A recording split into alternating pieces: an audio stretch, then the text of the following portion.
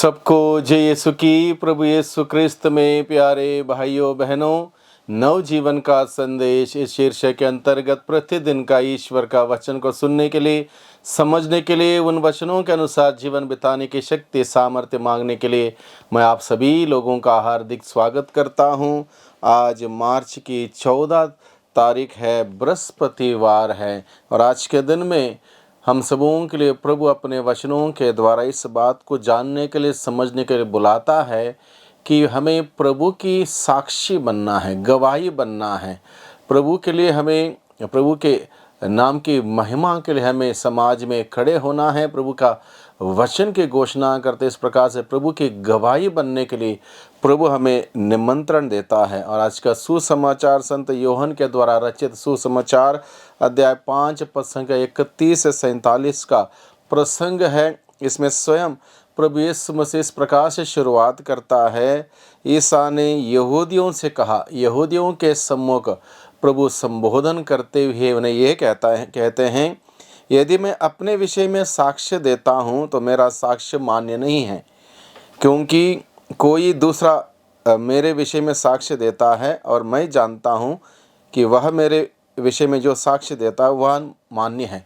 यहूदी समाज के नियम के अनुसार एक व्यक्ति के स्वयं के साक्षी मान्य नहीं हुआ करते थे, इसलिए दूसरा व्यक्ति उसके बारे में अगर साक्ष्य देता वो मान्य हुआ करता। इसलिए प्रभु यीशु मसीह यहूदियों को संबोधित करते हुए अपनी गवाही के बारे में, अपनी साक्षी के बारे में बताना चाहते हैं कि आखिर प्रभु यीशु मसीह है कौन, क्यों इस दुनिया में आए, उनका उद्देश्य क्या है, उनका लक्ष्य क्या है, क्या हासिल करना है और किस प्रकार से कार्य करते हुए ईश्वर के उस मिशन कार्य को संपूर्ण करना। इन सभी बातों को वह यहूदियों को समझाना चाहते थे, लेकिन यहूदी लोग इस बात को समझने में पीछे रह जाते हैं, क्योंकि उनके मन में यीशु को लेकर अपनी ही धारणा थी, ईश्वर को लेकर अपनी ही धारणा थी।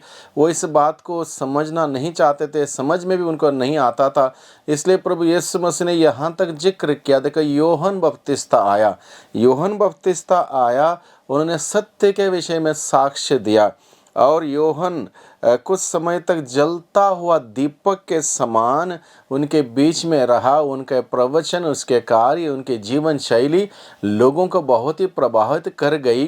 फिर भी कुछ समय तक लोगों ने आनंद मनाने के बावजूद योहन के द्वारा जो दिया हुआ संदेश ग्रहण करते हुए पश्चाताप नहीं किया, पश्चाताप का बपतिस्मा नहीं किया, यीशु में विश्वास करने के लिए आगे नहीं आए। और यहाँ पर प्रभु दूसरा उदाहरण उनको ये देते हैं यहूदियों को, क्योंकि वो धर्म ग्रंथ को ज़्यादा प्राथमिकता देते थे, ईश्वर की वचनों पर ज़्यादा भरोसा रखते थे, विश्वास करते थे। इसलिए उन्होंने कहा कि धर्म ग्रंथ मेरे विषय में साक्ष्य देता है कि मैं कौन हूँ, क्यों इस धरती पर आया हूँ, क्या मेरा लक्ष्य उद्देश्य कार्य है। इन सबों के बारे में धर्म ग्रंथ ही मेरे बारे में साक्ष्य देता है।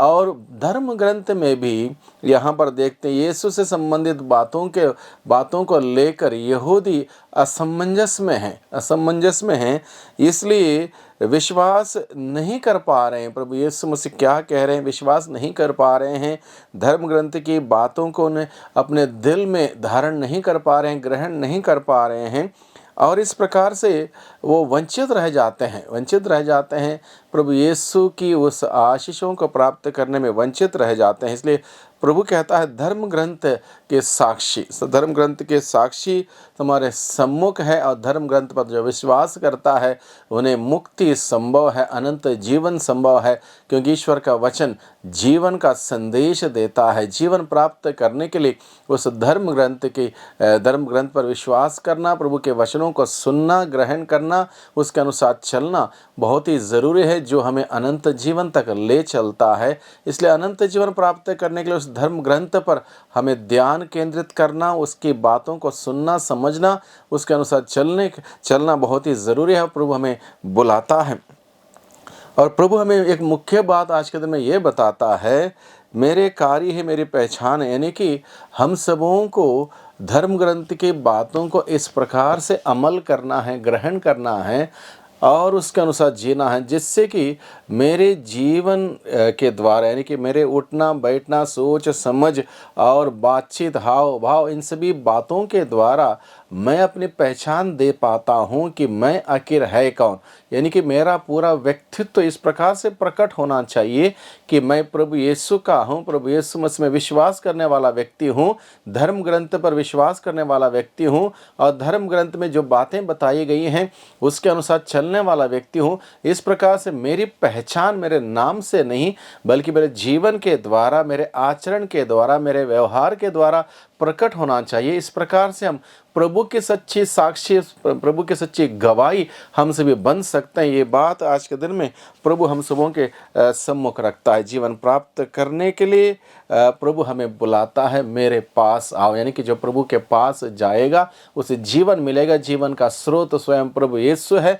प्रभु यीशु हम सबों को वचनों के द्वारा, वचनों पर विश्वास करते हुए उसके पास, उसके नज़दीक, उसके करीब हमें बुलाता है, जिससे कि प्रभु में हम बढ़ें, प्रभु में हमारा ग्रोथ हो और इस प्रकार से हम प्रभु में बढ़ेंगे, प्रभु का जीवन हम जी पाएंगे। और जो प्रभु का जीवन जीता है उसको अनंत जीवन प्राप्त है। प्रभु का जीवन जो जीता है उसको सुख और आशीष और बरकत प्राप्त है। यही आशीष और बरकत जीवन देने के लिए प्रभु हम सबों को आज के दिन में बुलाता है। प्रभु के इन वचनों में हम गहराई में जाएं ताकि प्रभु का वचन के द्वारा हम प्रभु के प्रेम को अनुभव करें, प्रभु में उस विश्वास में मजबूत हो जाएं और प्रभु के सच्चे गवाही, सच्चे साक्षी हम सभी बने। अपने कार्यों के द्वारा, अपने व्यवहार के द्वारा, अपने जीवन के द्वारा प्रभु की गवाही बनते हुए हम प्रभु की महिमा हम करते रहें। वही प्रभु हमारी मदद करें, हमारी सहायता करें। सबको जय यीशु की।